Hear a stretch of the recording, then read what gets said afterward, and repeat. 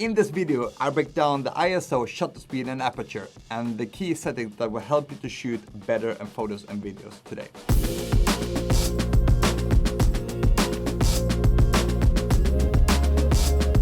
By the end of the video, you know how to set up your camera so you can stop being confused by all those buttons and start creating content with confidence. So ISO controls your camera's sensitivity to light. Think ISO as your camera brightness booster. Low ISO 100, for example, is a clean, sharp image and bright light. High ISO, like 1600 and more, is more in the dark spaces, but will make your image more noisy and grainy. So let's get into the camera here. I have the ISO at 250. The lower, the darker the image, because I don't have enough light in the background.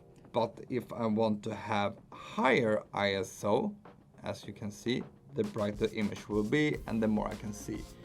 The more and more I have, the more the picture will get grainy. The second thing is shutter speed. It controls how long your camera sees the lights. A faster shutter speed, 1 to 500 or higher, freezes the motion. Great for action shots.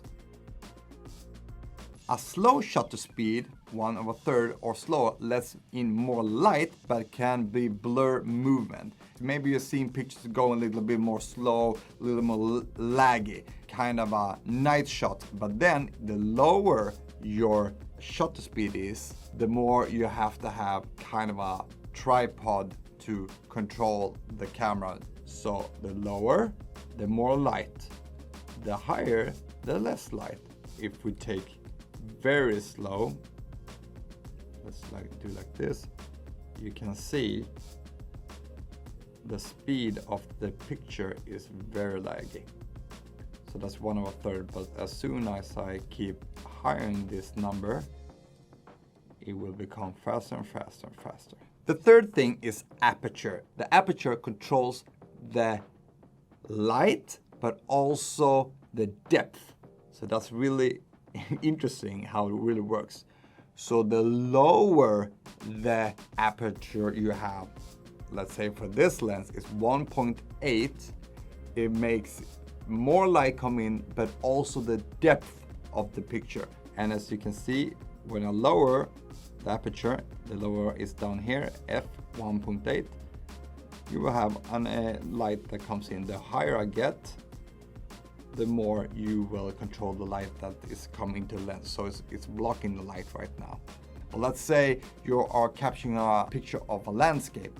Then the higher aperture you have, the more of focus you will have on everything. I'm gonna take a picture here and you're gonna see it. I always like to have something in front of the camera if I wanna create some depth in that kind of picture. Different cameras has different kind of ISO settings when it comes to native ISO. You have to Google your native ISO on your camera when you're going to shoot different stuff like S-Log3 and so on.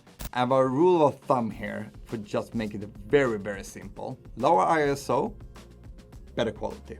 Lower ISO, then you control the speed of taking the picture by using the shutter speed. So let's say we're gonna take a picture here of my background. I will maybe go for this one and higher the ISO a little bit more, depending on what I'm going to do. Now, if I'm just gonna shoot right here into the wall, nothing's moving, then I can go down my shutter speed and lower my ISO. And in that way, I will have a good quality picture.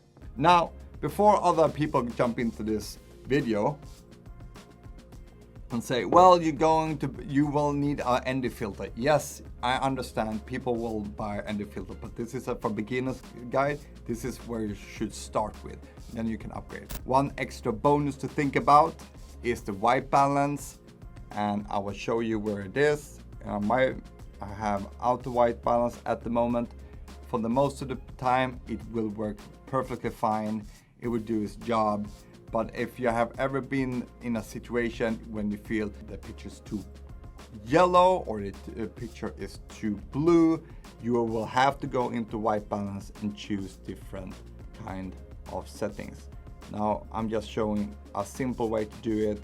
The more advanced way is to go by Kelvin, and then you set a Kelvin rate, and then you always have that so it doesn't change. Final advice, you can start in a priority A, and it will always priority shutter speed. So if you made it so far, I will be very happy if you could subscribe to my channel. I know this is a lot to learn in the beginning, how to use the ISO, how to use the aperture, how to use the shutter speed, but you will learn your way. I have made mistakes and you will make mistakes, but just being creative and try stuff, you will do some really fun stuff with this. So I hope that you like this video, subscribe, and if there's anything more I can help you with, leave a comment in the comment section, and I will see you guys in the next one. Peace.